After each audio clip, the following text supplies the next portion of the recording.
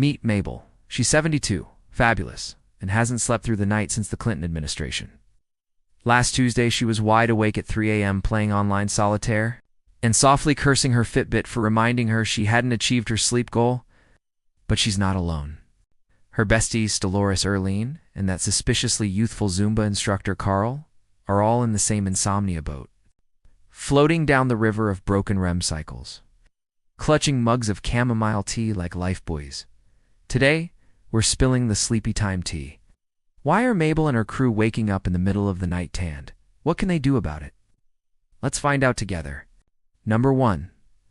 Melatonin meltdown. The hormonal betrayal lit all started when Mabel told Dolores, "I think my melatonin is on strike."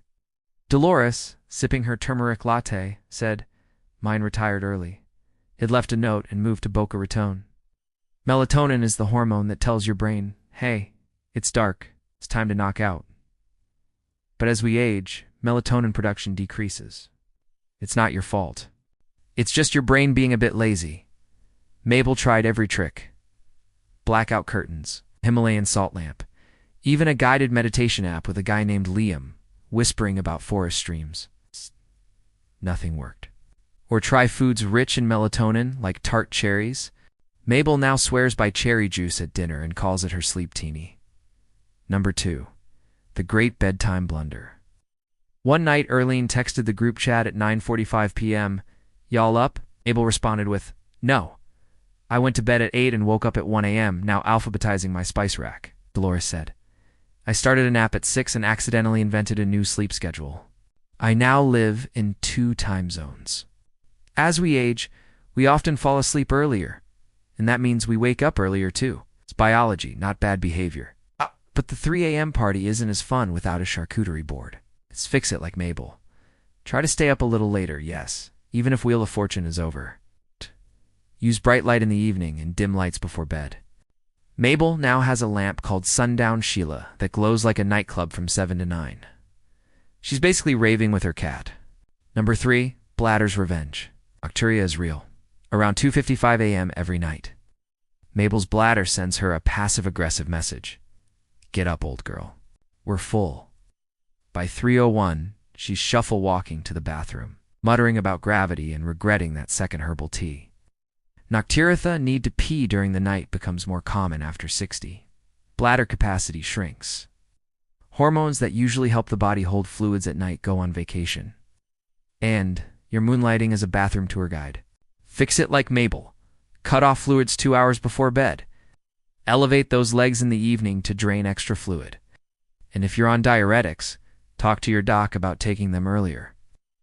Mabel now does evening recliner yoga. She's just lying back with her legs up on 3 couch cushions while eating pretzels. It's about balance. Number 4, emotional midnight madness. One night, Dolores woke up at 3:11 a.m. in a cold sweat, not from a nightmare, but because she suddenly remembered the time she wore 2 different shoes to church. In 1983, as the house quiets down, our minds often crank up. And when you've got 7 decades of memories, regrets, and what-ifs, the brain throws a surprise party with your thoughts as guests. Mabel calls it the worry disco. She tosses, turns, and wonders. Did I pay the water bill? What if I forget Carl's birthday and he bans me from Zumba? I'd fix it like Mabel. Journaling before bed works wonders. Mabel now keeps a pink notebook titled No Thoughts After 9. She also tried a body scan meditation, but fell asleep in the middle and woke up thinking she was a ghost. You can also try a gratitude list, deep breathing, or if all else fails, watching cat grooming videos on YouTube. Mabel swears by them. Soothing and educational, she says. Number 5, medical mischief and medication madness. One night, Erline blamed her insomnia on moon phases. Really, it was the arthritis in her left knee. Dolores blamed Carl's loud music, but it was her acid reflux doing backflips. Mabel, on the other hand, realized her new blood pressure pills were acting like a caffeine shot after dark. As we age, sleep can be interrupted by pain, blood sugar dips, reflux, breathing issues, or side effects of medications. And sometimes these small disruptions all stack up like a Jenga tower of sleepy sabotage. Fix it like Mabel. If something feels off, get it checked. Don't just blame age and carry on with a heating pad and a prayer. Mabel saw her doc, adjusted her meds, and now uses a wedge pillow that makes her bed look like a luxury yacht. Comfort like a queen baby. So let's review.